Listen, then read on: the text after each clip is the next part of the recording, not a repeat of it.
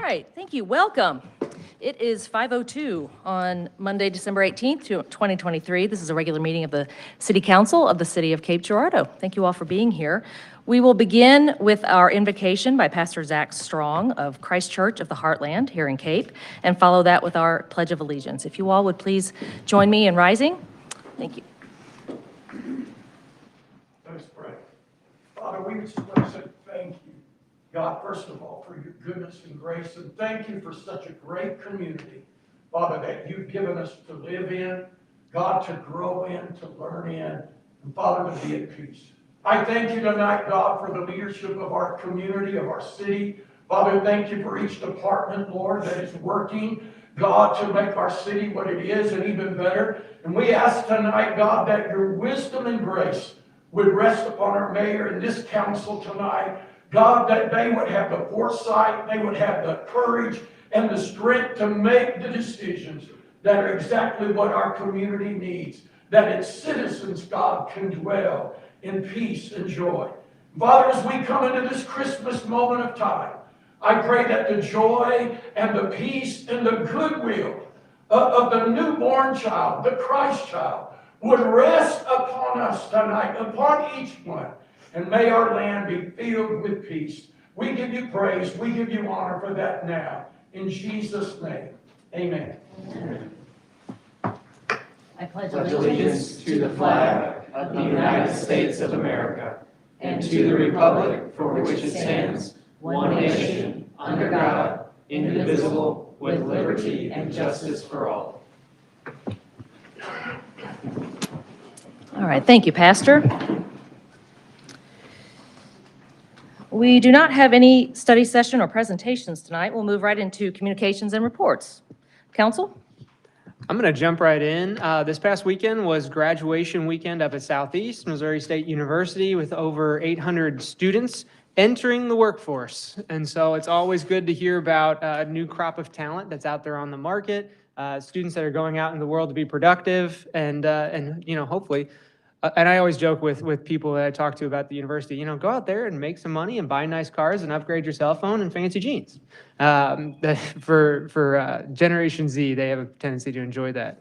One of the things that I got to see for the first time this semester was I went to the graduation ceremony for the Southeast Missouri State University Law Enforcement Academy.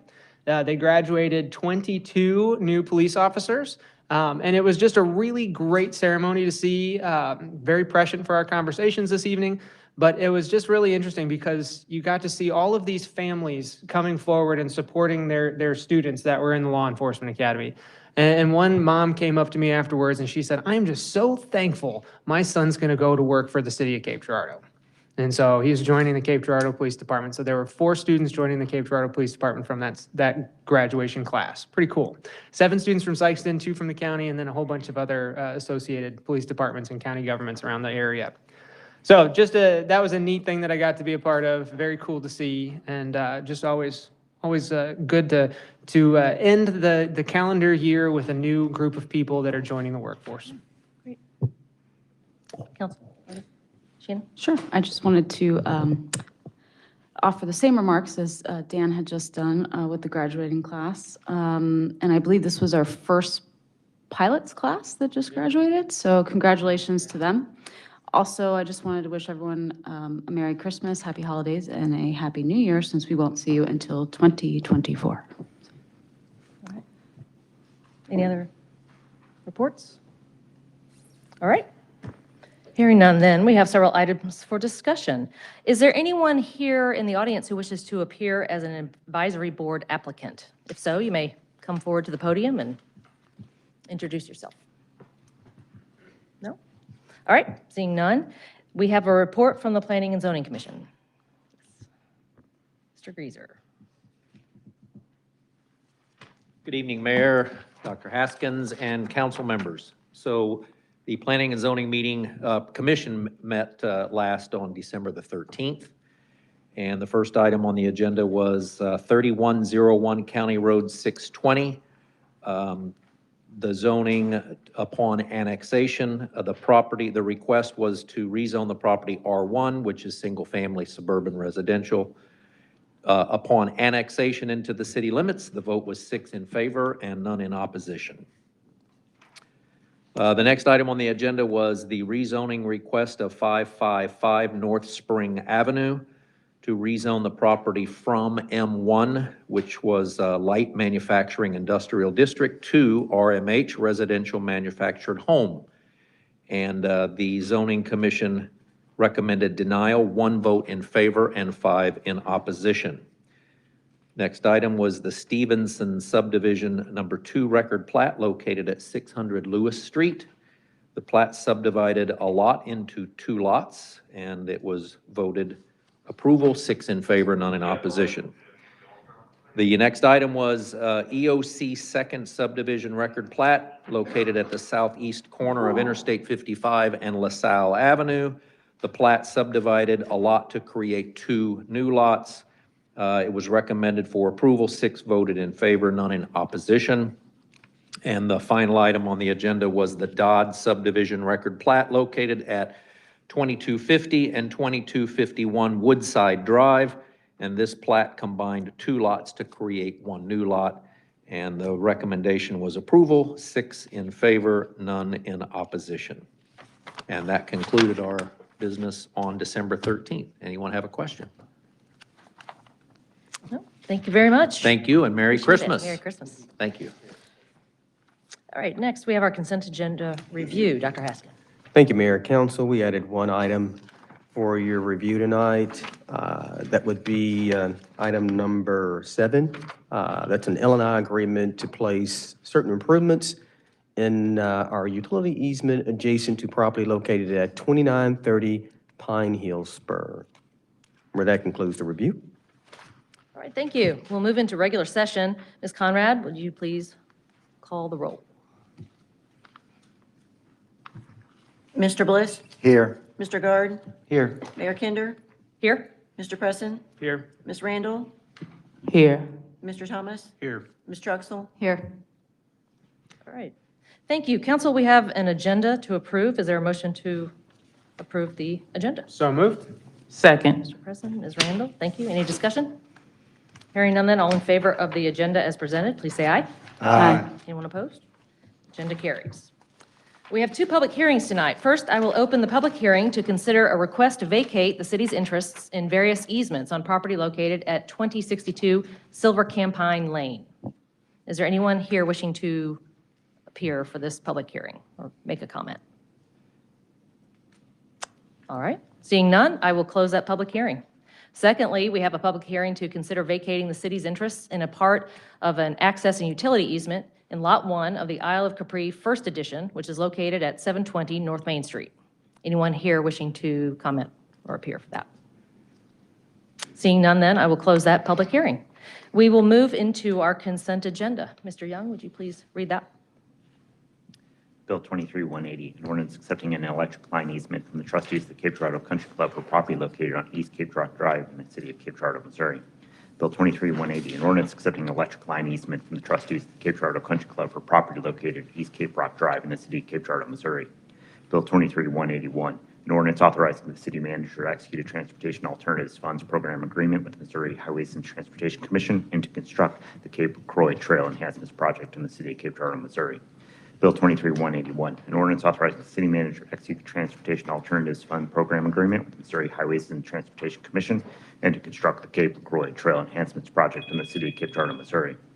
Bill 23-182, an ordinance amending Chapter 23 of the Code of Ordinances of the city of Cape Girardeau, Missouri regarding exemption conditions for stormwater management. Bill 23-182, an ordinance amending Chapter 23 of the Code of Ordinances of the city of Cape Girardeau, Missouri regarding exemption conditions for stormwater management. Bill 23-190, a resolution authorizing the city manager to execute a license indemnity agreement to place certain improvements in a utility easement along property located at 2930 Pine Hill Spur in the city of Cape Girardeau, Missouri. All right, thank you. Council, we have a consent agenda. Is there a motion to approve? So moved. Second. Ms. Randle, Mr. Bliss, any further discussion? Hearing none then, all in favor of the consent agenda, please say aye. Aye. Anyone opposed?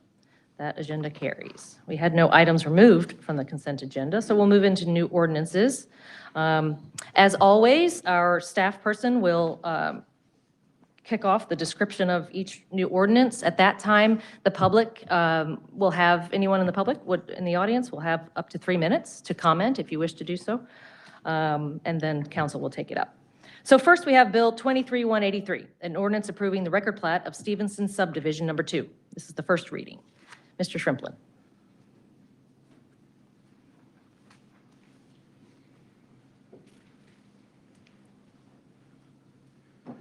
This is just a plat that takes a lot and splits it into 2 lots for 2 single-family homes. Is there anyone in the audience who wishes to make a comment? Hearing none, then, council, is there a motion to approve Bill 23-183? So moved. Mr. Presson, Second. second. Mr. Thomas, any further discussion? Hearing none, then, all in favor of Bill 23-183, please say aye. Aye. Anyone opposed? That motion carries. Next, Bill 23-184, an ordinance authorizing the issuance of special tax bills for various properties for the demolition of dangerous buildings located in the city and county of Cape Girardeau, Missouri. It's the first reading. Mr. Shrimplin. We continue to make headway in demolishing condemned buildings. These are 3 that were recently demolished, and so the special tax bills will allow the city to recover its costs for the demolitions and, in some cases, the asbestos inspection and testing. Great. Is there anyone in the audience wishing to comment? All right, seeing none. Council, is there a motion to approve Bill 23-184? So moved. Second. Mr. Truxel. Mr. Bliss, discussion? I just have one question, Ryan, and I don't know if you know off the top of your head, but how many total properties in this year have we successfully demolished? This is the first batch that we've demolished this year. We had a bit of a lag because of the asbestos part of the program. We had to really develop that. We weren't really following the state law to the T. And so we had to do some research and figure out how to best go about meeting the state requirements. So that took some time. That kind of pushed back a lot of the demolitions. Now that that process is in place, we should be able to proceed a lot faster. Okay, thanks. Any other questions? All right, all in favor then of Bill 23-184, please say aye. Aye. Anyone opposed? That motion carries. Next, Bill 23-185, an ordinance vacating the city's interest in various easements on property located at 2062 Silver Campine Lane in the city of Cape Girardeau, Missouri. It's the first reading. Mr. Shrimplin. This particular property owner has a very large lot. It was originally a smaller lot and as part of a subdivision, and there is an existing easement along the rear of the original lot line. They're proposing to install a swimming pool, and so that would encroach on the easement. That easement does not have any utilities. There's really no need for it. So staff supports vacating that easement. And then as part of that, there were a couple other old obsolete easements that we found that were on that same property. And so we're just recommending that all those easements be vacated at this time. Great. Is there anyone in the audience wishing to comment? All right, seeing none then, council, is there a motion to approve Bill 23-185? So moved. Mr. Presson, Mr. Guard. Any further discussion? Council? All right, hearing none. All in favor of Bill 23-185, please say aye. Aye. Anyone opposed? That motion carries. Bill 23-186, an ordinance vacating the city's interest in a part of a permanent access and utility easement located at 720 North Main Street in the city of Cape Girardeau, Missouri. This is the first reading. Mr. Pulley. Thank you, Mayor, Council, Dr. Haskin. This ordinance vacates an access and utility easement which contained an old water line, the Casino Hotel. A new line has been placed in another easement I'll be speaking about in just a moment. Okay. Anyone in the audience wishing to appear? Seeing none then, council, is there a motion to approve Bill 23-186? So moved. Second. Mr. Bliss, Mr. Presson. Further discussion? All right, hearing none. All in favor then of Bill 23-186, please say aye. Aye. Anyone opposed? That motion carries. Next, we have Bill 23-187, an ordinance accepting a permanent access and utility easement from Cape G LLC for property located at 720 North Main Street in the city of Cape Girardeau, Missouri. First reading. Thank you. This ordinance establishes the new access and utility easement for the new water line for the new casino hotel. Okay. Anyone in the audience wanting to comment? Seeing none then, council, is there a motion to approve Bill 23-187? So moved. Mr. Presson, is there a second? Ms. Truxel, thank you. Any discussion? Hearing none, all in favor of Bill 23-187, please say aye. Aye. Anyone opposed? That motion carries. Thank you. Next, Bill 23-188, an ordinance of the City of Cape Girardeau, Missouri, increasing its ad valorem tax for municipal purposes to a rate of 56 cents per $100 in assessed valuation, and providing for submission of the proposal to the qualified voters of the city at the general municipal election to be held on April 2nd, 2024, and directing the city clerk to provide notice of said election. This is the first reading. Ms. Mills.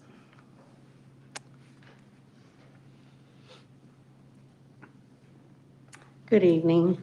So this evening we'll consider, council will consider calling an election and placing on the ballot for April 2, 2024 general election, a proposal to increase the property taxes.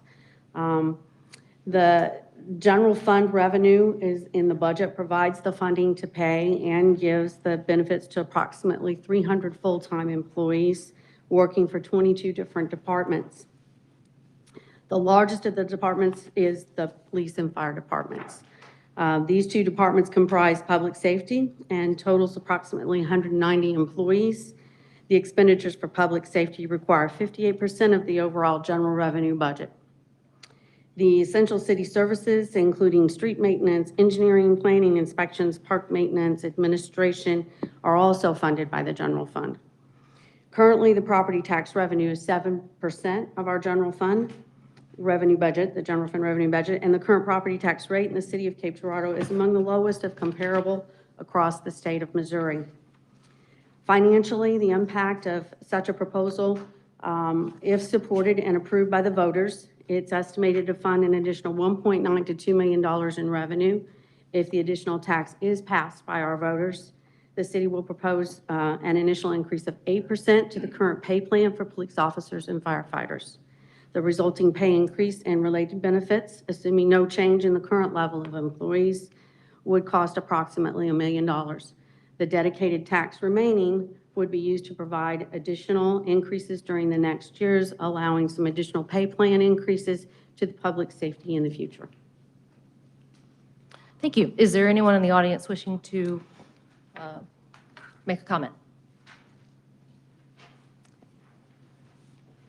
If you would, please state your name and address. Hi, I'm Elaine Edgar. I'm coming tonight to talk to you as a realtor.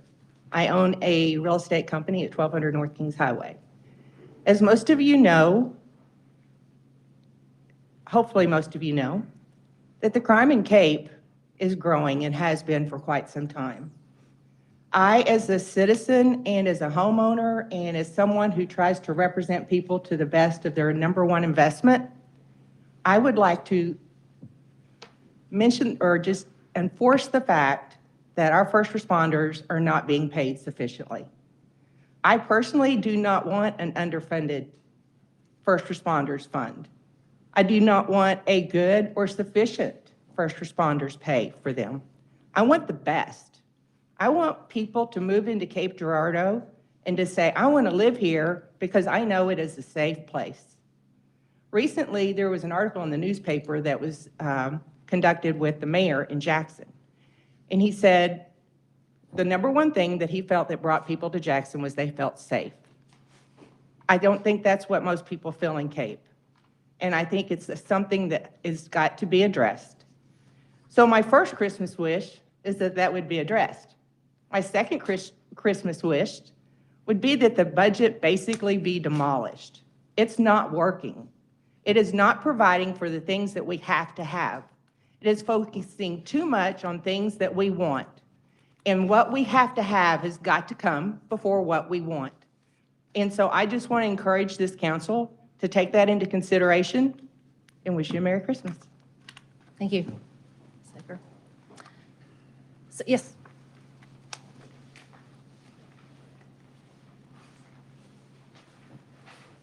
Hi, I'm Martin Weber. I'm a retired law enforcement and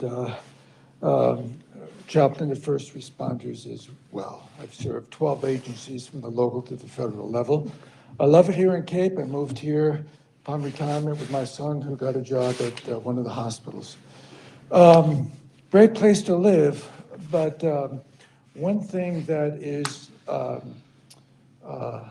real concern is the pay level for the police and the first responders, the firefighters.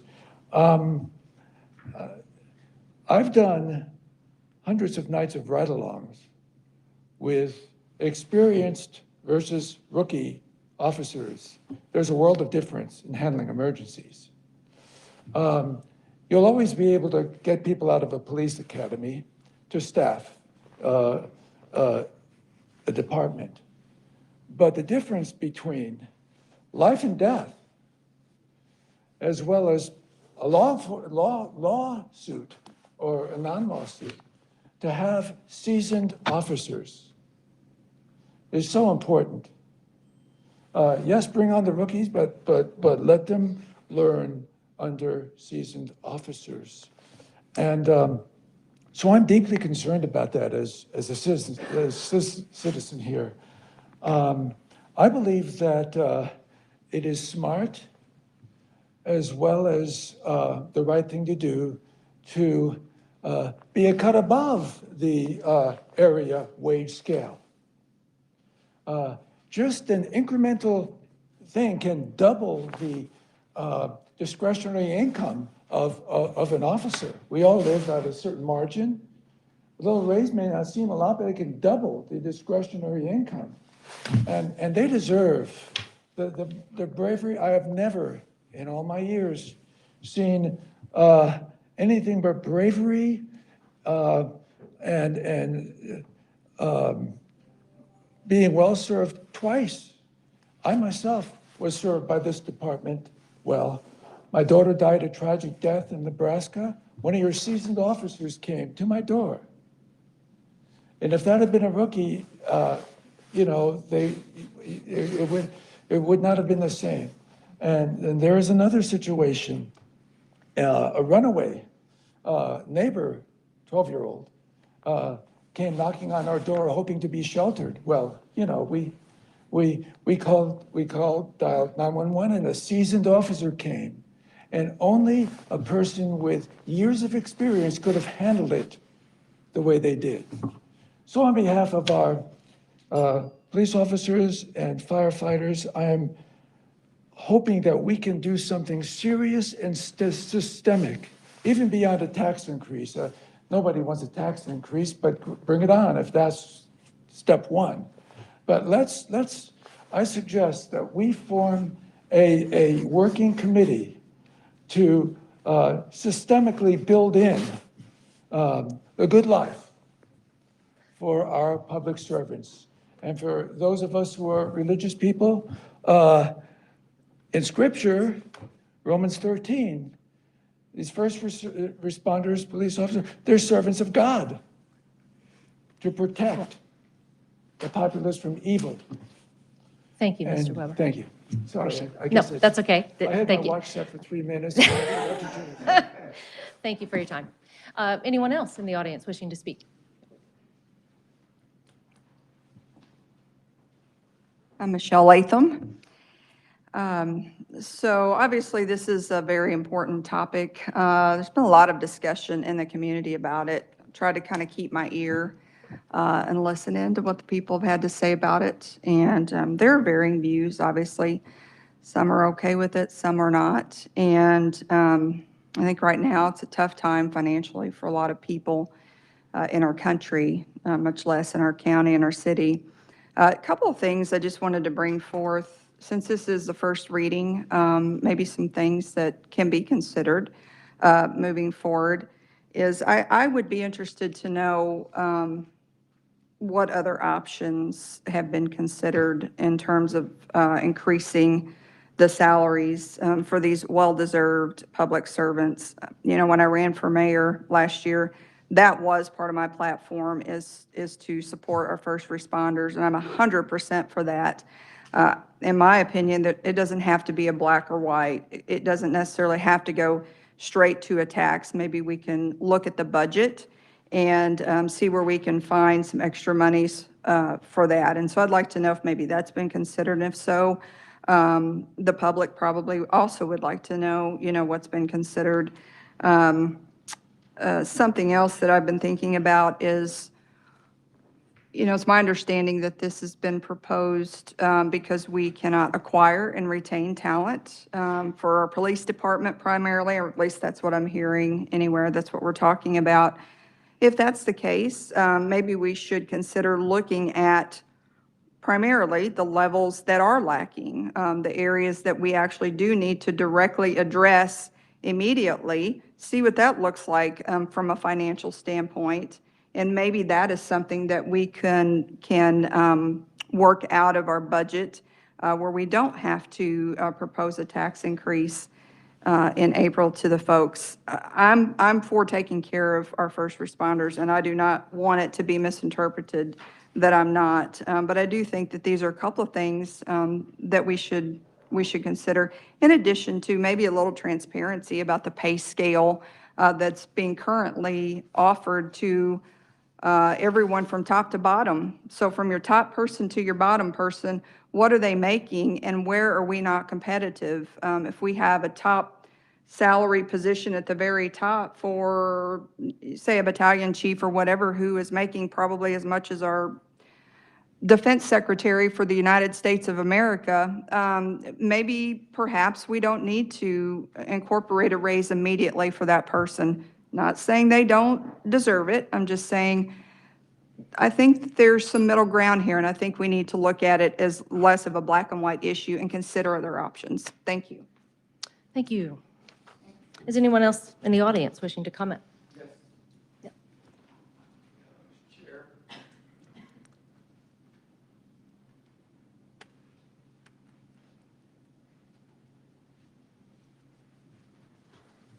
My name is Harold Tilley. I live at 204 Rockport. I've been here before and recognize all your faces as well as you recognize mine. One thing I'd like to suggest before I get into what I'm going to say is that I was coming down the street over here, and you might want to give consideration to ask the new owner of City Hall to remove those City Hall signs because they're creating some confusion. It says City Hall, and you might want to consider taking those down because you've vacated that for some time, haven't you? So that's no longer the City Hall. Good idea, Mr. Tilley. I'm sorry. Good idea. Thank you. I don't know I don't know if you thought about that or not. I also support all the public service employees here tonight. I think there's a good contingent that's shown up. So maybe when I'm done, maybe I need someone else to escort me outside. But I won't tell you where I parked my car.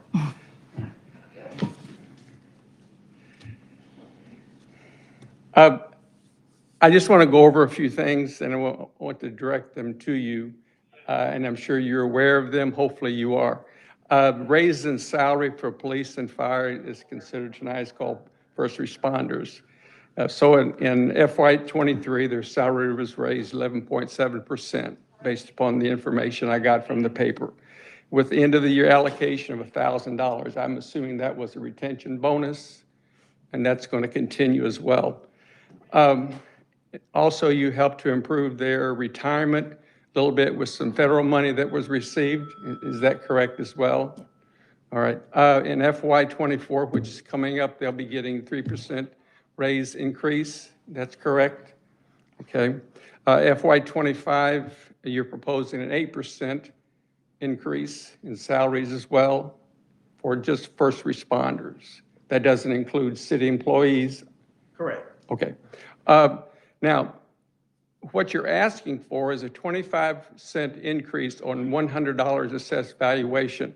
Basically, that's twice as much as what it's going to take to fund that 8% increase for your first responders. Is that not correct? You said you'll generate about $2 million, and it's only going to take $1 million to increase their wages 8%. That is correct. Okay. With that being correct, I'm just wondering how that extra million is going to fold into things as far as raises, or you're going to be using it as a cushion, or just what you're going to be doing with that. Now, you're also going to be getting reassessment money. That's, I think, 8%, as I believe that's based So, on what my taxes. Mr. Shelley, that was 3 minutes.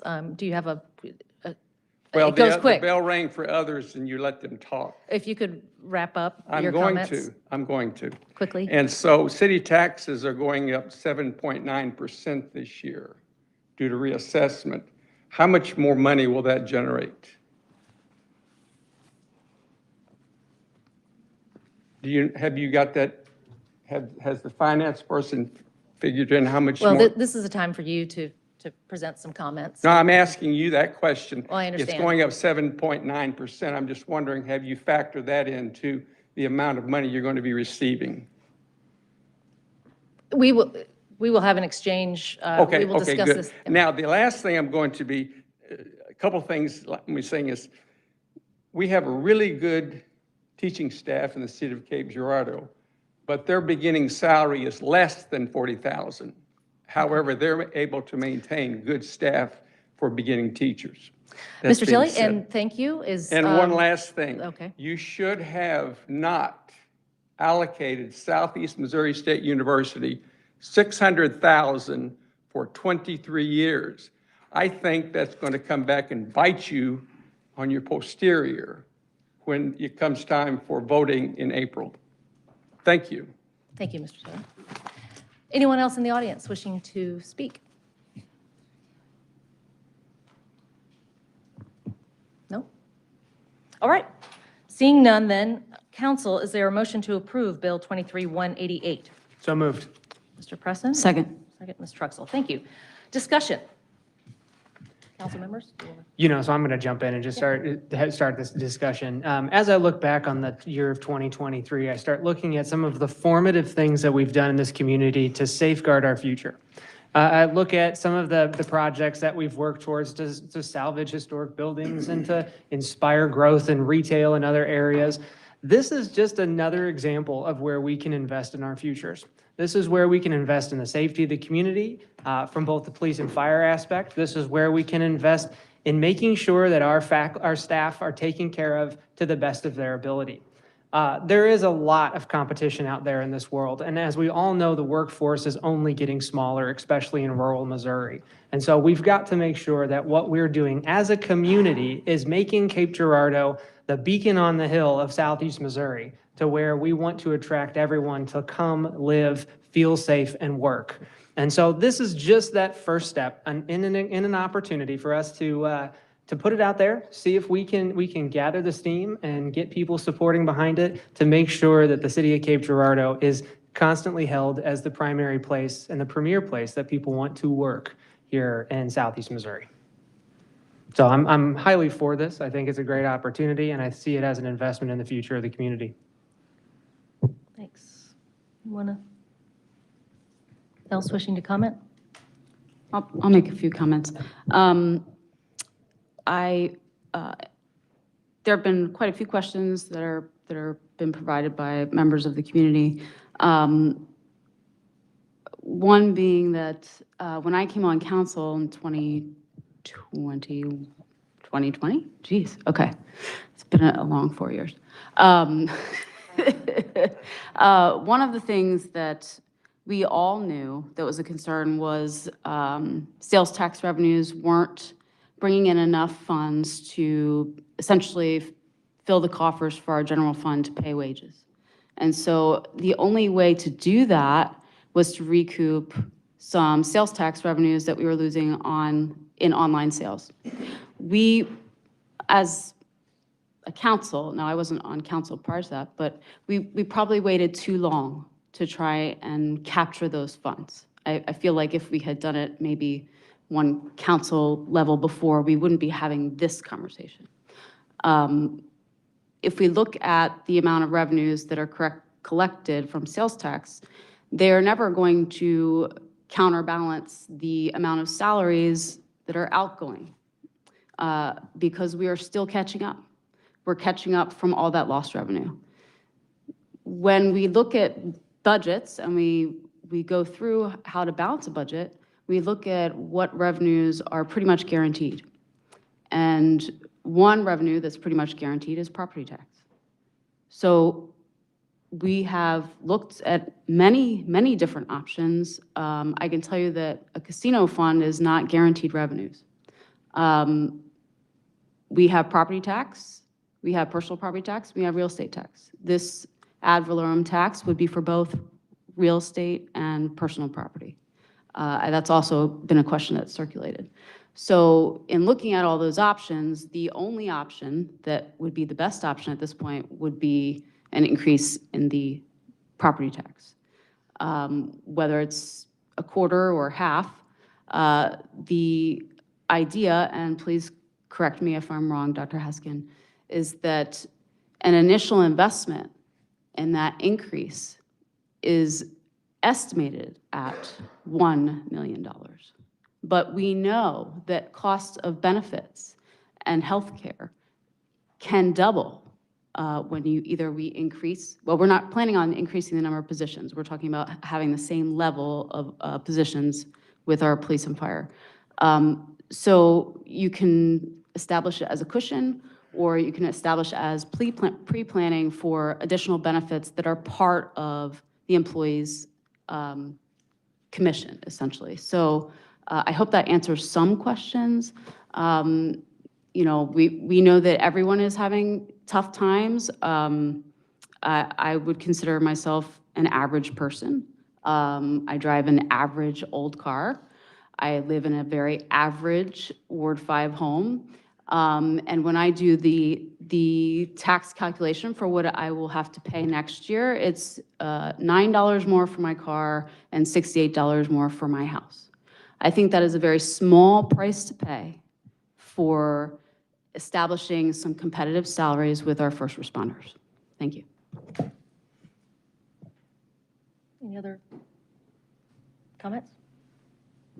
I'll go next. I kind of want to refer back to Dr. Haskin tenure here, and through his leadership, he has taken initial strides to increase the pay of all employees. Is that correct, Dr. Haskin, whether they hourly or salary? That is correct, yes. Based off my history of learning information, that hadn't been done in quite some time to the level in which your leadership exude that.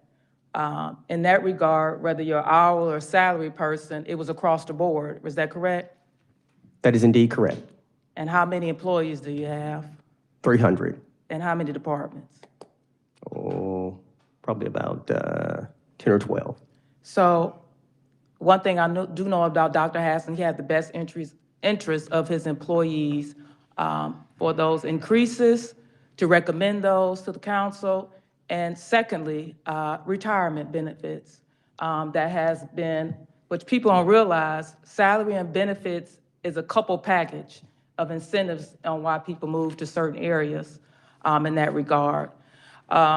So what I would like to say is that I'm a belief that first responders, people that provide a exceptional service, thinking of others, I do it every day of my life.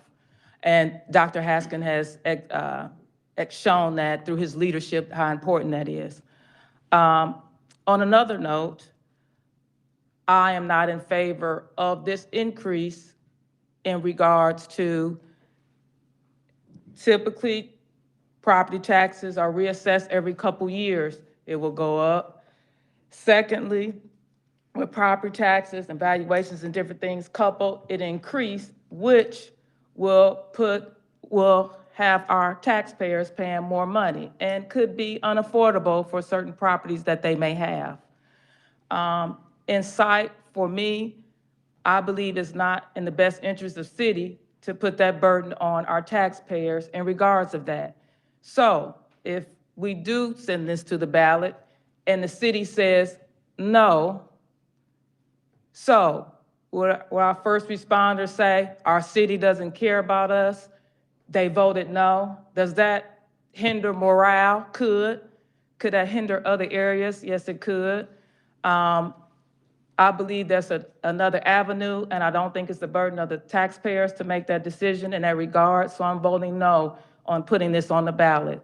Dr. Haskin has shown exceptional leadership in considering his employees, all of them.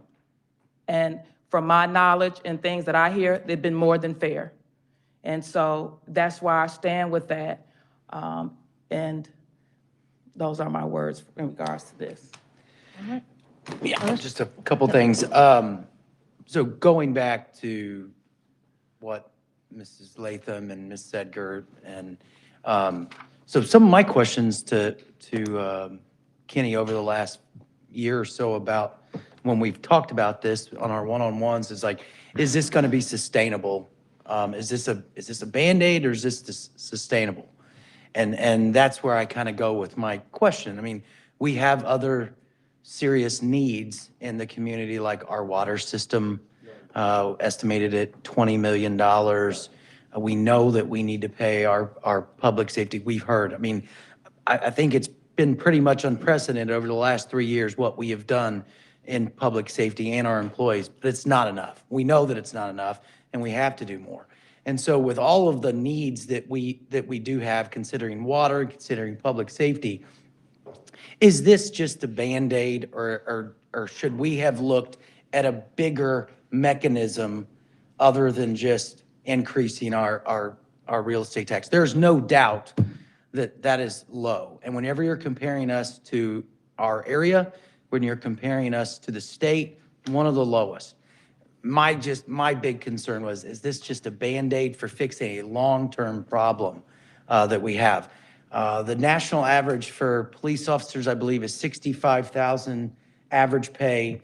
Firefighters is $53,000. There is no doubt that we have to get our police and fire up above where they are currently. I just question the mechanism. I will support it going to the ballot. I just was hoping that, if we did some more analysis and we did take a step back, that we could have found, maybe instead of 8%, maybe it could have been 10 or 12, and instead of $1.8 million or $2 million, maybe we could have found enough to put $3 million a year back for public safety. That's my concern of us kind of, it feels a little bit like a rush on this. And especially with all of the other needs that the water is the big looming thing. I mean, realistically, we're going to take this to the ballot in April, and probably within the next 18 months, we're probably going to have to go to the voters again for water. So I just was thinking about a bigger picture, and not just this, but like much bigger. And I'm still going to vote yes for it. I want us to move forward. That was my big question. But there's no time better than right now to figure this out. I mean, and I do believe that we do need to ask the question of what's the impact of the assessment going to be, that Mr. Tilley had asked. I believe that's a great question. How is that going to impact, if it would pass in April? So I'm assuming, Lisa, that if it would pass in April, it wouldn't be assessed until fiscal 25 anyway, correct? Okay, all right. So if it did pass, any of the assessment that we collect in 24 would pay for next year's budget, and then a ballot would, is that correct? Am I thinking of that correct, Kenny? I think so. Yes. Assessments come out in the fall, right? Yeah. Right now, we're making our assessments, but it's what we're gonna pay right now. Yeah. And then. So technically, the assessment that we're getting now is not impacting that 1.9 to $2 million going forward. No. Right. You don't have that information available. Yeah. Do we have any idea historically what the real estate, it's on. Oh, sorry. I'm like, man, I hit the button 5 times. Sorry. Yeah, what is that? Lisa, we can hear you, Sorry, but Lisa. everybody, if you could repeat that, I'm sorry. I Thank you. apologize. I was intently listening and not I guess running the meeting what here as well. historically is the increase in the real estate tax year to year? Do we have an idea on You that, know, Lisa? when I've looked historically, it stays relatively flat. It has not changed a lot. That's what I was afraid of. There has been a question about whether or not this reassessment will change. That I trajectory. am not expecting big numbers from that reassessment. Yeah. You remember certain properties reassessed and went up, it all goes into one bucket. Yeah. And so what we see is the result of the bucket. Perfect. And I have one more thing, and I'm going to just say it. We did not use, casino funds cannot be used for reoccurring things. If the casino is not here next year, we are not committed to pay the university $1. Can please everybody get that through your heads, please? Okay. We'll talk afterwards, Tilly. Mayor. Yes. We'll talk afterwards. Thank you. Tilly. Mr. Bliss? Yeah, I would just like to point out that what is on the agenda tonight is to put this issue on the ballot. People in the community have said, we want to pay our public safety officers more money. I think we want to put this on the ballot and let the public decide. And I don't think there's a more democratic process to do that. So, you know, it's ultimately, it's going to be up to the community to decide what to do with this. Thanks. I will just give a little background and attempt to answer some of the questions that were asked earlier as well. Going back, well, first of all, I think it's fair to say for decades, our public safety salaries have not been competitive. What we have been able to do in the past few years, I think due to a healthy economy, due to the use tax being passed, we have been able to give significant bumps to our employees. But what we now know is that that is still not enough to move the needle as much as we hear you know, from our public safety people, certainly, but also from the community that needs to be considered. Council had an open meeting last February with our public safety forces.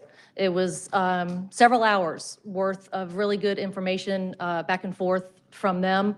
Lots of different subjects discussed pertaining to public safety.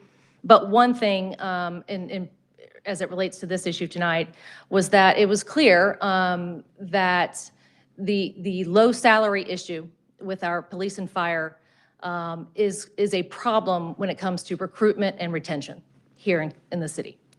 From that point, we asked our administration, led by Dr. Haskin, to really look into this specific issue. Previously, in the city, we have paid all of our employees the same amount. If we get, excuse me, raises, when we talk about giving raises, cost of living raises, what have you, we give all of our employees across the board the same amount. So this is the first time we have considered in the city that I know of. I don't know if in the distant past it's been done, but in recent history, this is the first time we have considered specifically looking at our police officers and firefighters and doing something specific to move the needle. What we have found in the past few years is that the things we've done, and they've been significant, have simply not been enough. And our mechanism for paying our people through our sales tax is simply not enough to create the big impact that I think most of us feel is needed. It's been mentioned, this issue, I would say this is the one thing that I have heard most from our community about any issue, period. Especially one that hasn't been on the agenda yet. For a solid year, we have been hearing a lot from our members of our community who believe very strongly that we need to do something to figure out how to solve this problem. And so that's what we asked our administration to do. This plan is the result of that. Robbie, I'm not sure where you're thinking we're going to find 10% by just looking at our budget better. For 6 months, our administration has been doing just that. You've been running the numbers, you've been testing all sorts of scenarios. Dr. Haskin, if you want to go into that a little bit more, that would Well, be it's real helpful. simple because the only other option would be to cut other departments. And we know that that's just certainly not sustainable, and it's not something that we can afford to do right now, as mentioned before, with all the needs in the community. And again, it's just not a reasonable option to cut other departments to pay salary increases for others. Philosophically, I think that would be a problem for the entire city staff.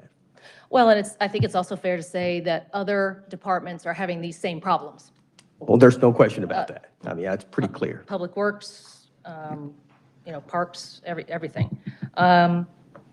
So, yeah, we have the responsibility to not just pay our public safety people, but across the board. We have seen significant problems when asked.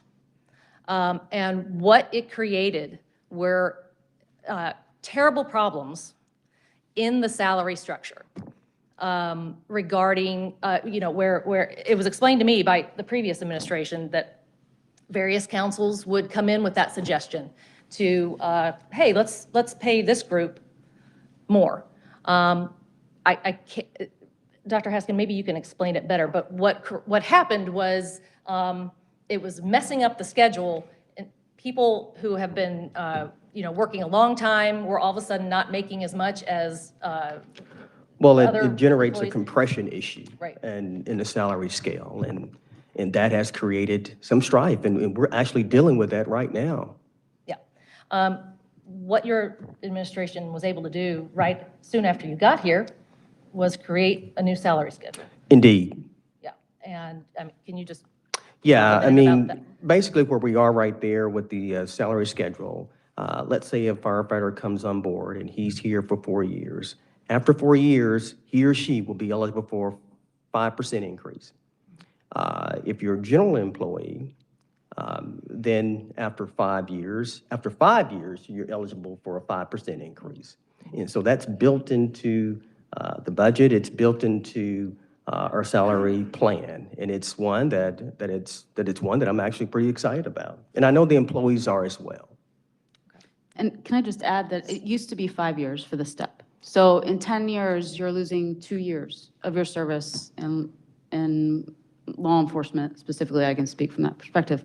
But that makes a big impact on, a young police officer, firefighter, just starting off with a family. And that makes a huge impact. So thank you for that as well, Dr. Haskin. Well, and our public safety has an earlier retirement. And so Indeed, yes. The shortened schedule for step increases was implemented, which I think was a fabulous idea. Very correct. smart. So, Mr. Tilley, I guess to your comment, I would just say there has been a very, very deep look at all these different scenarios. We asked our administration for the best plan to figure out this problem. This is, I think you would say, is your... We certainly propose that it's a reasonable ask. I mean, it's 25 cents. It's not 47 cents. It's not 62 cents. It's just 25 cents. And I agree with other council members in saying that it's most appropriate that we take this to our community, and because it is going to impact all of us who own property, and I think it's a very smart way to gauge what our community wants to do. Did you have a comment? Yeah, it was a lot of those things that you said were what I was going to echo as well as what the sentiments of the fellow council members. But I will start off by saying, when you do have to go door to door and you talk to voters and you interact with them every day, you listen to what the priorities of this community are. And arguably the top, if not one of the top two, is public safety. And that's what this is about going forward. To your point, I take good pride and great pride in the fact that this council in the last couple of years has made unprecedented investments into public safety. Unprecedented, whether it's through the bonuses, through the 15 to 18% wages increase, the benefits increase, the restructuring of the pay plan, the investments in technology, the investments in our fleet. We are committed towards that. And that is, I take great pride in that, but it is evident, as it's been pointed out, that to get us to where we need to be for a city our size, we don't have the ability. So let's step back, and we talked about the sales tax, and we're a sales tax driven city, and we passed the use tax.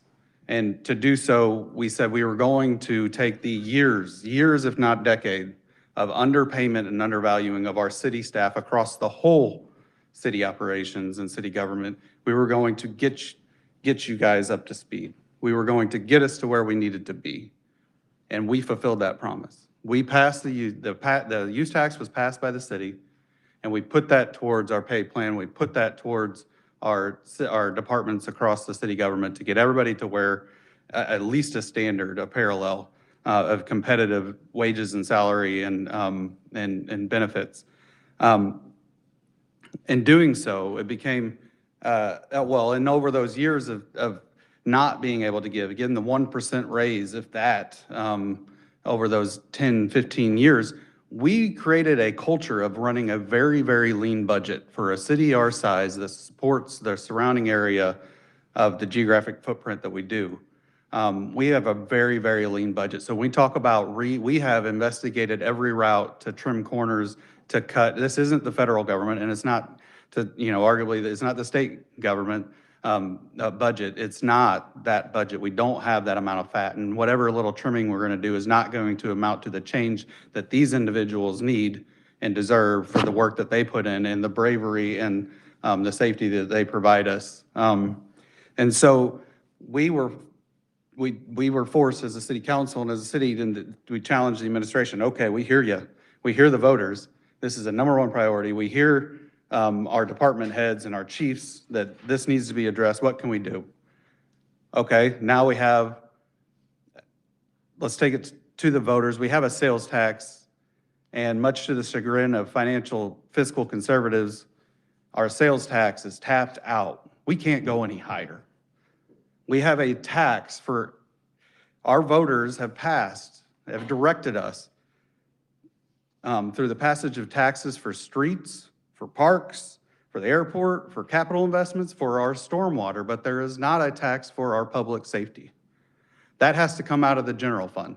So as a community, we realize that we need to separate these other things out and have a tax for them, a special tax for them, and then leave the public safety in with the general fund, which has unbelievable amounts of pressure on it because it has to fund everything else operationally. We have a hotel, motel, and a restaurant tax that we have to use for capital investments. We can't use for maintenance. Guess where that maintenance comes from? We create more and more capital projects with our capital investments. That maintenance has to come out of that general fund, which is also providing our wages and our benefits. And so that is putting that pressure on that general fund, and then we can't give the increases that we need for our staff. So we had a challenge ahead of us, and what are we going to do with that? Let's take it to the voters. If this is our priority, let's hear from them that this is a priority and we need to pass it. It's a property tax, it's not a sales tax. All we're asking is that our voters have the same will. We're asking for the will of the voters to potentially pass a public safety tax, just like they did not 2 years ago for the county, which there is no sunset on that tax. That tax is going on into perpetuity, and none of that money is under the direction of the city. It is not going towards our city public safety. So It's a county sales tax. it's a county sales tax, yes. That's a county sales tax. It's not under the city direction. It does not go towards our Cape PD. So if public safety in the city limits of Cape Girardeau is a priority, then let's hear from the voters. Get out and cast your ballot that this is what needs to be passed. And it's a property tax. It's a good structure setting up that we can roll the kitty over every year to build a greater pot so that these salaries for our public safety officers can be pulled out of the general fund and then increased every year. So we have that stable base pulling up. Will it last into perpetuity? Maybe not. Maybe 10 years, maybe 20 years.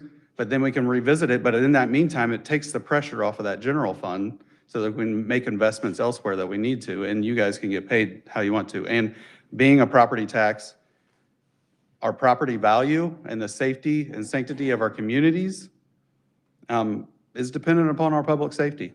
And so I think it's only appropriate that maybe if there was to be a tax, that it would go to this. So as a fiscal conservative, am I for taxes? No. Am I for making sure that our police officers and our fire and our first responders get paid what they need to pay? Yes. So this is our proposal. This is what we've been able to come up with, and let's hear from the voters whether it was a good idea or not. Mayor, I had one other thing. Just like to point out that if this does pass, city property taxes here are still going to be lower than in many of the other cities in the area.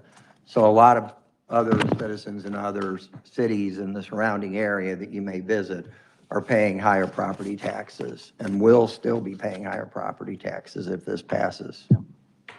Thank you. Well, the vote is whether to get this on the April 2nd ballot. Mm-hmm. That is this vote. We have one more item to discuss that we'll talk further, but just about how this money exactly will be structured. But if there's any more comments, we will take it up. Council, then, all in favor of Bill 23-188, please say aye. Aye.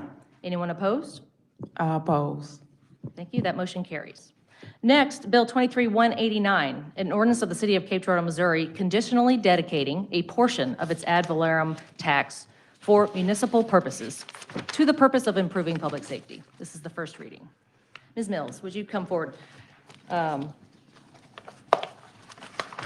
been this whole thing is, the way it's being done is just a little confusing. If you could kind of explain why. So in the event that the ballot measure to increase the property tax passes that vote on April 2nd, 2024, this ordinance that we're looking at right now, this that we're passing now, would take the next steps. So in the event that the ballot measure increases the property tax in the city of Cape Girardeau, the city will place a restricted account dedicated to public safety for the revenue received attributable to this increase. Okay? So the increase is, as we've stated, 25 cents for every $100 of assessed value. The proposed, the rate increase of 25 cents per 100 of assessed value would comprise approximately 41.4% of the total city property tax that would be dedicated to public safety. So currently that number is lower, and this would increase that. And this ordinance does all of the things that the ballot said that we just got finished speaking about. It's just simply the dedication by ordinance of these funds to the public safety revenue. Or to public For safety specifically compensation, It's salaries and compensation. benefits only. Yes. Thank you. Is there anyone in the audience wishing to speak to that? So I have a question. Aren't properties assessed every 2 years Oh, I think, or reassessed every 2 years? We just went through reassessments, my understanding, this past year. Yes. Right. So it would be my understanding then it would be several years before this would even be implemented. And, am I wrong? I'll let you speak. Oh, okay. Well, the point I'm wanting to make is I don't want to see any delay in getting funding to our public safety. I think it needs to be addressed immediately. I think that if this tax passes, that will help. But if it doesn't, I want this council to have an alternative set in place to, again, not just keep it where it's at, but to make it the very best. I think that a good friend of mine, Will Perry, always says that people believe poverty brings crime, but actually crime brings poverty. And for the substantiability of our city, it's got to be addressed, and it's got to be addressed now. I think that there's also been conversations about the council spending money on things that if they'd done differently, we may not be in this situation right now. I know that there's been discussion about previous councils. I believe several years ago, a previous council voted to purchase the industrial park land for over $6 million. And this past year, the council sold that property for about half of that amount when it wasn't even marketed. And that was at the very height of real estate prices at the time. So my point is I want the public safety's salaries and the packages that you're talking about. That doesn't put food on the table. That doesn't allow them to go get a mortgage. At that point of starting salary, I think they would be very pressed to be able to go get a mortgage to purchase a house. So my point is I don't want this delayed at all. I want a plan in place to where our first responders' pay is not just good, not just better, but to be the best. Thank you. Thank you. Anyone else in the audience wishing to speak? Yes. I'm going to try to save this for later. I'm not going to speak about it now, but I do want, since we're talking about this, what exactly is the voter approved of the fire safety? No, I'm sorry. Calm down. Okay. What was this? Okay. It was the voter approval of the fire sales tax and public safety trust fund of 2014. Now, that is a fund strictly for the police department, correct?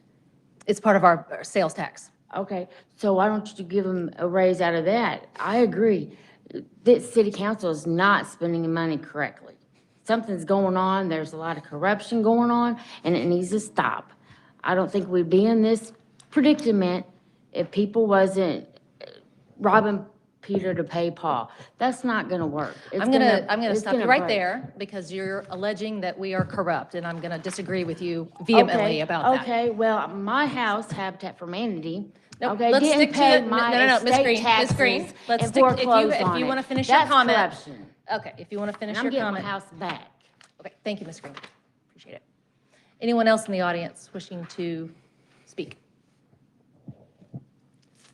Mayor, I have one comment to make, just to correct the record. Then the business park purchase was, quite frankly, purchased through the casino fund, not the general fund. Yes. So it had absolutely no impact on the general fund. Thank you. Council, is there a motion to approve Bill 23-189? So moved. Second. Mr. Guard, Mr. Presson. Discussion.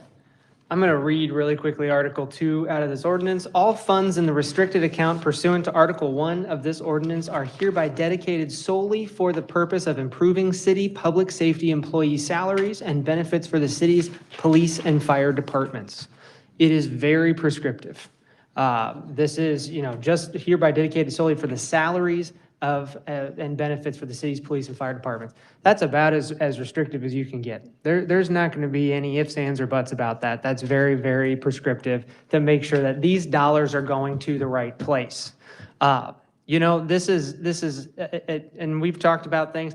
I've been on this council for a long time. Robbie's been on this council for a long time. I've seen these budgets year in and year out, and they are very lean. This is not the type of city. This is not a city the size of Boston. This is 40,000 person Cape Girardeau, Missouri.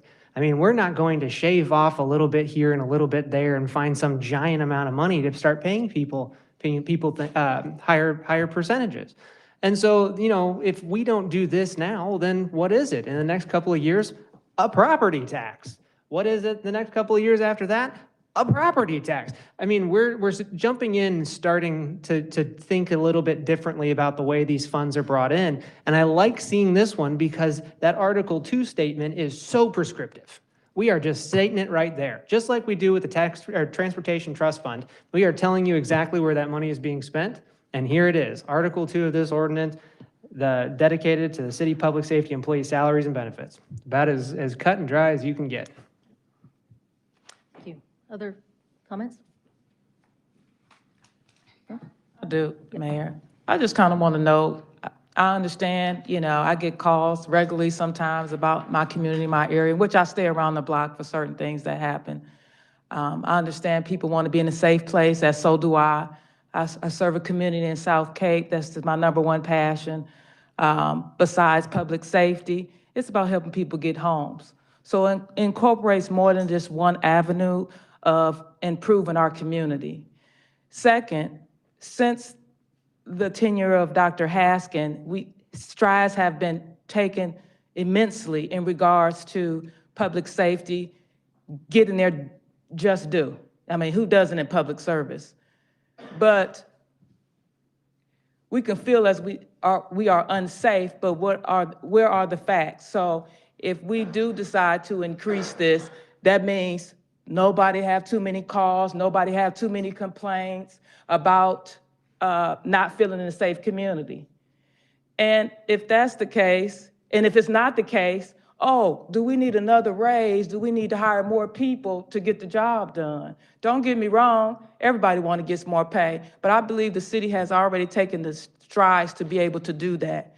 And to me, on a personal note, if I work in other departments and and the person next to me, this is South Cape and the rest of the community. If the person next to me get 10%, I'm in another department and I get 3%, this is what this reminds me of. And I'm gonna go there. Now, if we have not taken the strides necessary to increase salary, to increase benefits, to make sure you have a livelihood for your family, I might consider that. But the results have not been proven. Okay, since we done that, Cape is safe now. I don't know about you, I get more calls. But I'm for the police department. I let them know what they're doing. If I'm not, I talk to Dr. Haskin and their team, what can we do? So we gotta be careful when we put burdens on the community. So if the community say no to this vote, you think you wanna go out? They didn't even believe I should get a raise. And those things we should consider. We are up here to elected. We take the burden. I get good calls, bad calls. That's our job. It's not the job of the people to pay the community. Dr. Haskin has taken those strides and I think been more than fair to every department here. So that's where I stand in regards to that. Thank you. Comment? Okay.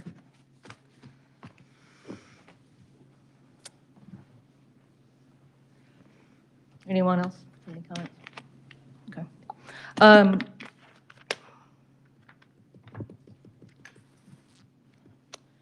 I would just add, in response to that, Ms. Randle,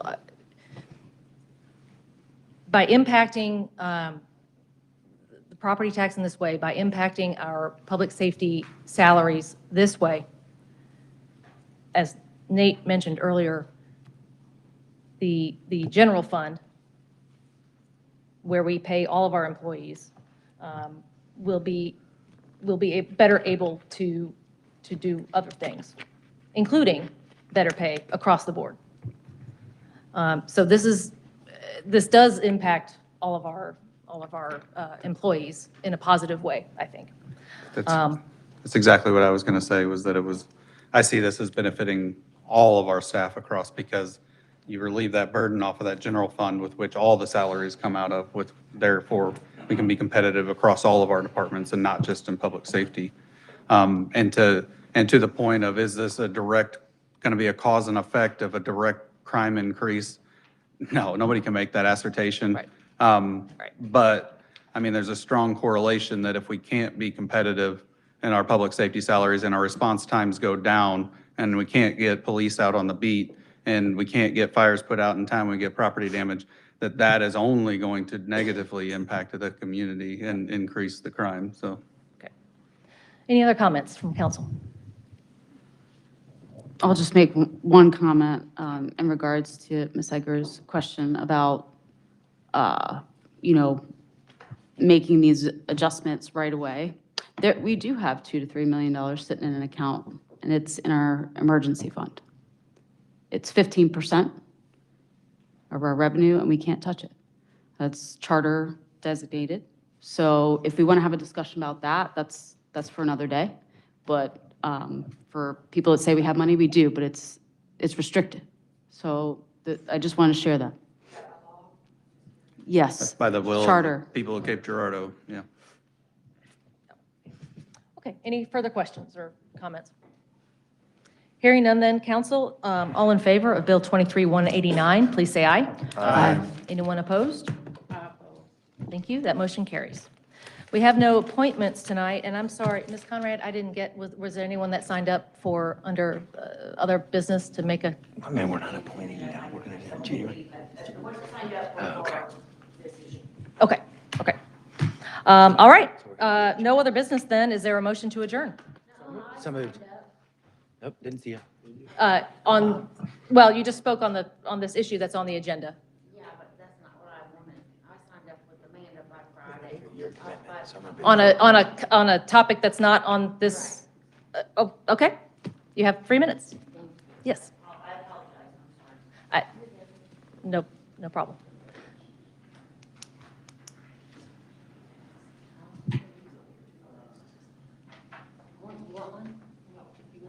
Ms. Green, do you have a, Ms. Green, do you have a, okay. Okay.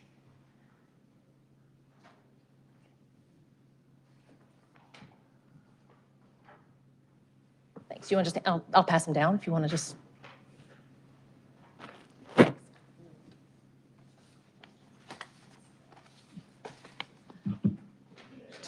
We got it, yeah. That's okay. We'll share it around. Yep.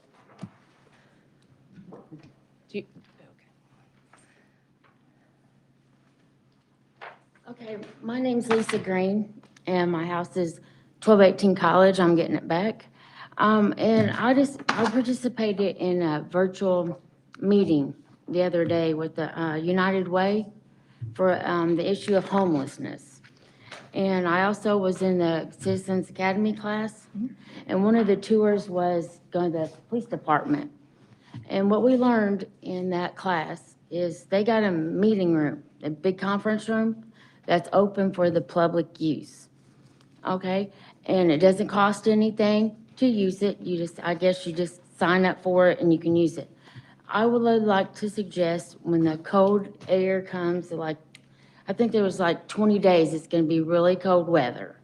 Why can't the homeless people stay in that conference room at the police department? There's money there. It was already allocated for the Public Safety Trust Fund in 2014.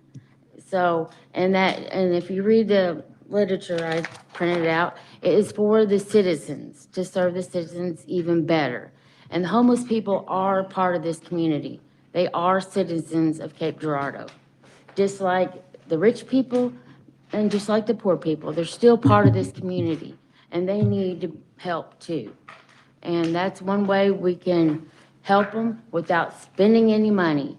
I like the idea about finding money, using it a different way, like going green, using money, look at stuff in a different eyes and just see where you can just not rob Peter to pay Paul, but to say, oh, well, we can do this and not disturb nothing.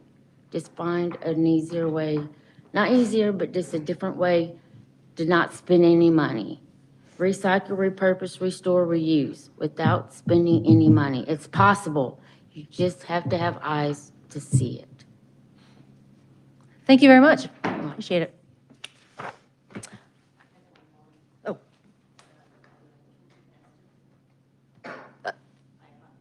Sorry. I apologize. We did have one other one that was a Mackenzie Eston. Okay, is that person here? No, okay. We then are done with our agenda. Is there a motion to adjourn? So moved. Thank you. Discussion? All in favor of adjourning, please say aye. Aye. Anyone opposed? We are adjourned. Thank you all very much for your time.